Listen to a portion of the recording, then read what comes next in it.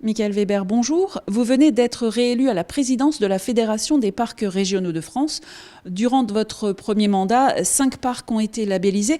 Vous représentez aujourd'hui 56 parcs régionaux. Quel est votre cheval de bataille ? Alors, c'est vrai que j'ai eu un mandat de 3 ans, puisqu'il était calqué sur les élections municipales. Là, c'est un mandat complet de 6 années. Nous avons effectivement vu la prise en compte des sujets que portent les parcs naturels régionaux. Nous sommes 56 aujourd'hui, bientôt 60.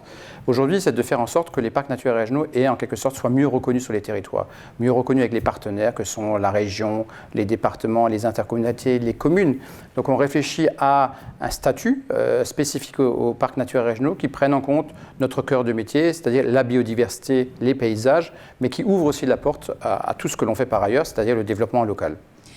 Justement, notre territoire est voisin ou en partie intégré au parc naturel régional des Vosges du Nord, dont vous êtes aussi le président. Quand on parle de parc naturel, on pense forcément environnement, mais il n'y a pas que ça.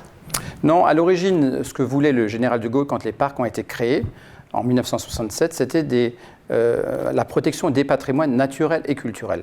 Et en même temps, ce n'était pas simplement de protéger, mais c'était d'avoir des actions de développement, ce qu'on appelle le développement local. Donc certes, on est très engagé sur la protection de l'environnement, la réserve naturelle que l'on a par exemple dans le Pays Beach, ou d'autres dispositifs du même type. Mais à côté de cela, on essaye aussi de mettre en valeur des actions de développement local. Je pense à la filière bois, l'utilisation du bois de hêtre dans la construction. Je pense aussi aux actions culturelles.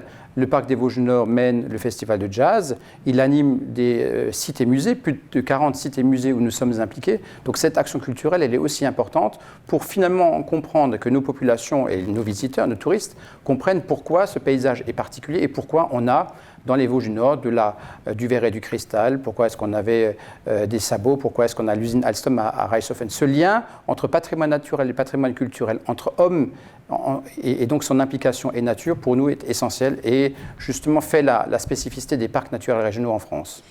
Et en plus des 111 communes classées du parc naturel régional des Vosges du Nord, vous avez intégré ce qu'on appelle des communes associées. Alors c'est le cas de plusieurs communes d'ailleurs du Pays de Beach, c'est le cas de Wölflin également. À quoi s'engagent ces communes et quels avantages en retirent-elles ? En fait, on ne voulait pas qu'il y ait un périmètre qui soit trop restrictif. En quelque sorte, on sait qu'il y a une espèce de zone tampon entre les communes qui sont vraiment dans le parc, qui ont un certain nombre de contraintes, et les autres. Et donc, on a créé effectivement ce statut de commune associée, qui n'est pas spécifique au parc des Vosges du Nord, il est utilisé ailleurs, et qui permet à ce que finalement, ces communes-là s'intéressent, selon des sujets qui leur sont propres, effectivement, à ce que l'on fait, ou utilisent l'ingénierie qui est celle des parcs. La commune d'Arène sollicite le parc, notamment sur les questions des cours d'eau. Nous avons à Wölflin prévu sur l'année à venir des plantations d'arbres fruitiers de haies qui sont financées grâce à l'action du parc. Donc c'est ce type d'action qui nous permet petit à petit, peut-être pour certains d'entre nous, de ces communes-là, de s'habituer aux pratiques qui sont celles d'un parc naturel régional et peut-être, au bout de la charte, donc en 2025, d'intégrer, pour ceux qui le souhaitent, le périmètre du parc.